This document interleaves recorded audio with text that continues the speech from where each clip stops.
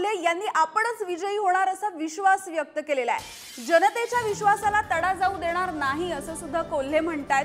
शिरूर मधले उमेदवार होते अमोल कोल्हे आणि त्यांच्या विरोधामध्ये शिवाजीराव आढळराव पाटील यांचं आव्हान होतं।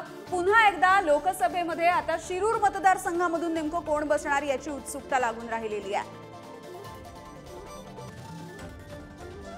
तर तुषार झरेकर आमचे प्रतिनिधी त्यांनी आजच्या निकालाच्या आधी डॉक्टर अमोल कोल्हे यांच्यासोबत ही एक्सक्लुझिव्हली बातचीत केलेली आहे, आपण बघूयात। काही क्षणात खरं तर हा निकाल लागतोय, कसं काय पहिली प्रतिक्रिया? नक्कीच विजयाची खात्री आहे। सर्वसामान्य कार्यकर्त्यांनी आदरणीय पवार साहेबांच्या माननीय उद्धवसाहेब ठाकरे यांच्या नेतृत्वावर विश्वास ठेवून जीवापाड मेहनत केलेली आहे, याचा परिणाम हा नक्की निकालात दिसून येईल। मायबाप जनतेने जो विश्वास ठेवला हा विश्वास सुद्धा या निकालात दिसून येईल।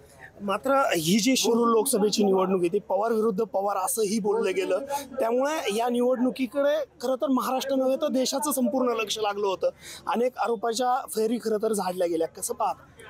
नाही, मला असं वाटतं की दादांसारख्या मोठ्या नेत्यांना आव्हान दिल्यानंतर खरोखर अनेकांच्या मनात शंकेची पाल चुकचुकली होती, पण मी प्रत्येक सर्वसामान्य कार्यकर्त्याचं मनापासून कौतुक करतो की त्यांनी एवढं मोठं आव्हान समोर असताना सुद्धा जी लढण्याची जिगर दाखवली आणि आदरणीय पवार साहेब असतील, जयंत पाटील साहेब असतील यांनी अगदी बारकाईने शिरूर लोकसभा मतदारसंघाकडे जे लक्ष ठेवलं, त्यामुळेच स्वतः उमेदवार असताना इतकं मोठं आव्हान असताना सुद्धा शिरूर लोकसभा मतदारसंघाचं मतदान होण्याच्या आधी मी 6 मतदारसंघांमध्ये प्रचार करून आलो किंवा स्वतः लोकसभेचा उमेदवार असताना मी एकूण 18 सभा या निवडणुकीच्या प्रचारासाठी इतर मतदारसंघांमध्ये घेऊ शकलो। तुम्ही फक्त तुमच्या मतदारसंघापुरते मर्यादित नव्हता, तुम्ही बाहेरही खरं तर मोठ्या प्रमाणामध्ये प्रचार करत होता।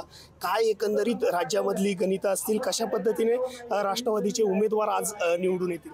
नाही, राष्ट्रवादी काँग्रेस पक्ष शरदचंद्र पवार या पक्षाचे किमान 8 उमेदवार निवडून येतील अशी आम्हाला अपेक्षा आहे आणि त्याचबरोबर महाविकास आघाडीचे किमान 31 ते 32 उमेदवार हे विजयी होतील असा एक विश्वास आहे। नक्कीच एकंदरीत जर आपण पाहिलं तर एक्झिट पोलचा अंदाज चुकेल असं मत डॉक्टर अमोल कोल्हेंनी व्यक्त केलंय। कॅमेरामॅन निखिलसह तुषार झरेकर, पुढारी न्यूज, शिरूर, पुणे। अमोल कोल्हे यांची प्रतिक्रिया आपण बघितली, अर्थातच त्यांनी विजयाचा विश्वास व्यक्त केलेला आहे।